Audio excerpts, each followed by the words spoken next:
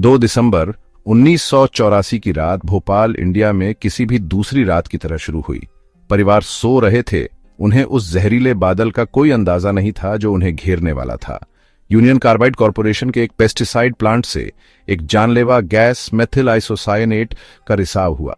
ये चुपचाप फैल गई, घरों और फेफड़ों में घुस गई, सोते हुए शहर पर दम घोंटने वाले कंबल की तरह। इसका तुरंत का असर बहुत ही भयानक था। हजारों लोग जलती आंखों, घुटन और हांफते हुए उठे। अस्पताल भर गए। इस आपदा के पैमाने से निपटने के लिए तैयार नहीं थे। सड़कों पर लाशें बिछी हुई थीं, इंसानों और जानवरों दोनों की।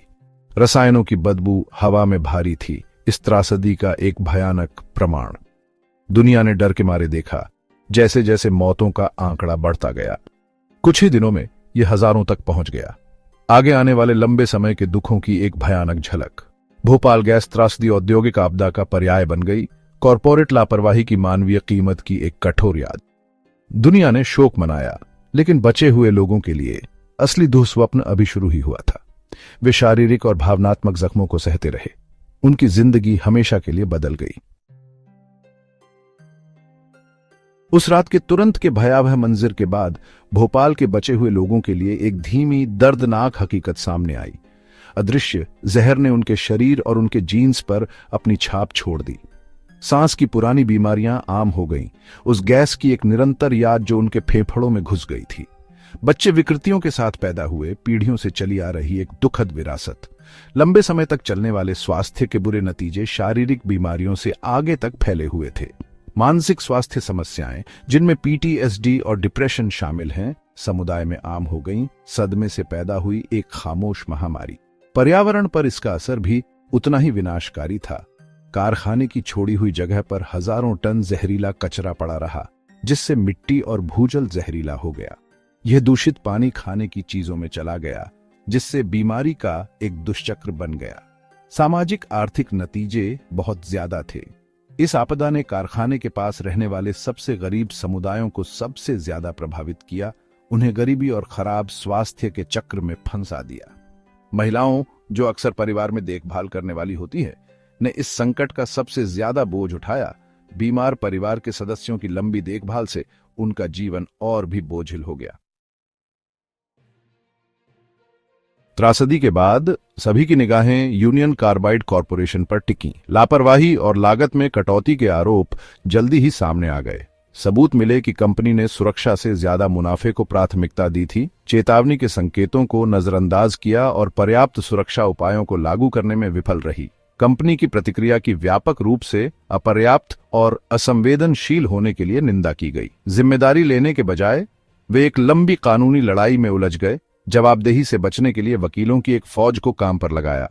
1989 के समझौते, जो मात्र $470 मिलियन का था, कि व्यापक रूप से न्याय का मजाक उड़ाने के रूप में आलोचना की गई। ये राशि वास्तविक नुकसान के एक छोटे से हिस्से के बराबर कई पीड़ितों को उनके दुखों के लिए पर्याप्त मुआवजे के बिना छोड़ दिया। यूनियन कार्बाइड की बाद में बिक्री और डाउ केमिकल द्वारा इसकी भारतीय सहायक कंपनी के अधिग्रहण ने मामलों को और उलझा दिया। डाउ केमिकल अधिग्रहण से लाभान्वित होते हुए लगातार किसी भी दायित्व से इनकार करती रही है। अपने पूर्ववर्ती के कार्यों के लिए कोई जिम्मेदारी नहीं लेने का दावा करती रही है। इस रुख ने बचे हुए लोगों के बीच गुस्से और नाराजगी को और भड़का दिया है, जो एक ऐसी व्यवस्था से विश्वासघात महसूस करते हैं जो लोगों के ऊपर कॉर्पोरेशियम की रक्षा करती प्रतीत होती है।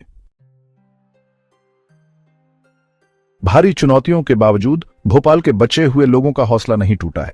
4 दशकों से भी ज्यादा समय से उन्होंने न्याय के लिए एक अथक लड़ाई लड़ी है। दुनिया को अपनी दुर्दशा भूलने नहीं दिया है।